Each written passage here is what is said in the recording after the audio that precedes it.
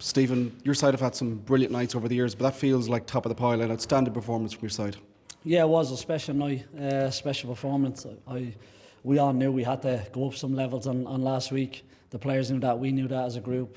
And tonight they were outstanding, you know, from first minute to last. Everything about them, they look like a top side tonight, and a really, really special night in Tala.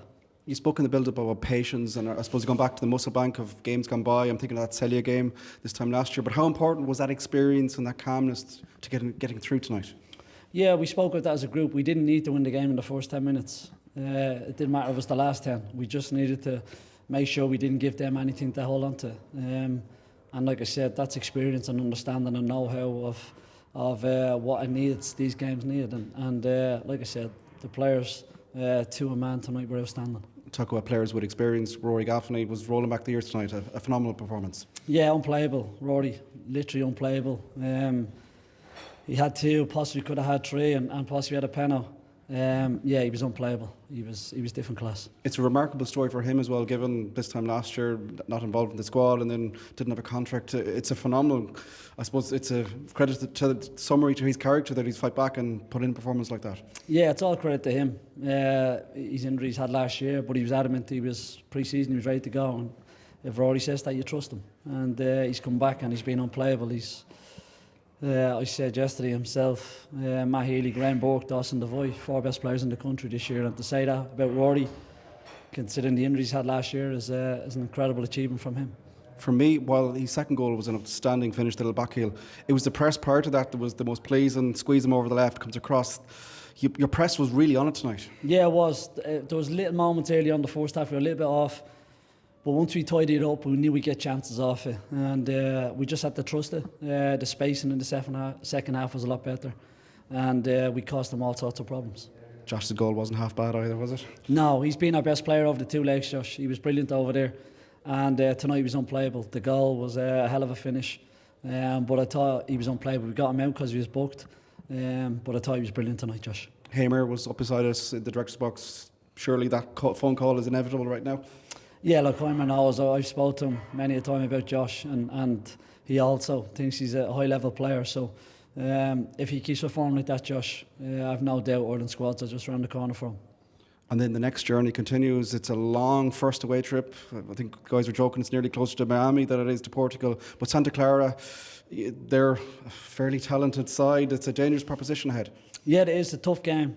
They've got 17 Brazilians in their squad, so you know they're a proper outfit. Like you said, it's a difficult place to get to. But look, we've done all this before. We know it's going to be a difficult game, difficult journey. But that's part and parcel of European football.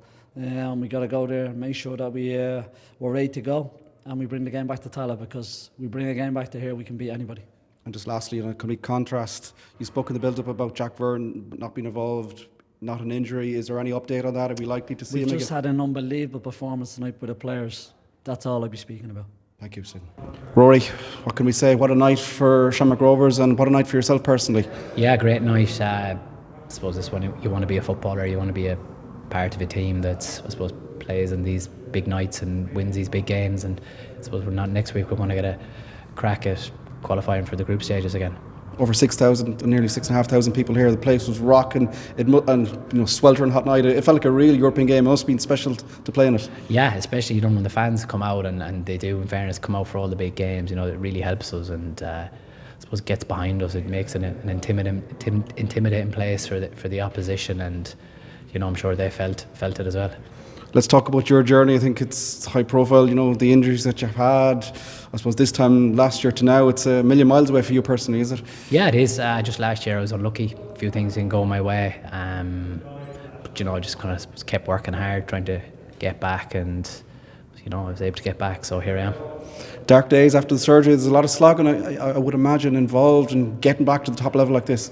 Yeah, it can be frustrating for a couple of weeks after the surgery. You kind of foot up at home, you can't do much, but usually after 2 or 3 weeks you can be in the gym every day, doing bike work, rehab, all that sort of stuff, but there's plenty of ways of passing the time. And I suppose then throw in the fact that you were out of contract at the time. Was that a difficult time for you personally, or are we always in your mind that you would come back here? It wasn't too difficult, to be fair. I kind of know you get a bit older, you're coming towards the end, and I just thought if I can't get back fit, it's fine, there's no point in prolonging the misery. If I'm not up to the level needed, I'm happy to retire. Certainly you're up to the level tonight. You led the line. Did you feel like one of those games you were on it from the start? Yeah, yes and no. Thought I started off well. A few bad touches though, and thought I got in for that goal. It was so close, wasn't it? Yeah, I'd love to see it back. I'm sure I actually will get a chance to see it back, but that's I suppose the beauty of VAR. It just rules it out straight away, and if it happened the VAR side, we'd have had VAR to protect us as well. But crucially, you got that good moment just before half time. It was a huge moment. Yeah, lovely bit of play. Matt Healy chips the ball over the top for Danny. Danny drills it low and hard at the goalie, spills it, and I suppose right place, right time. I had to laugh. There was a bit of a personal battle out there as well between yourself and one of the defenders. It's top level sport.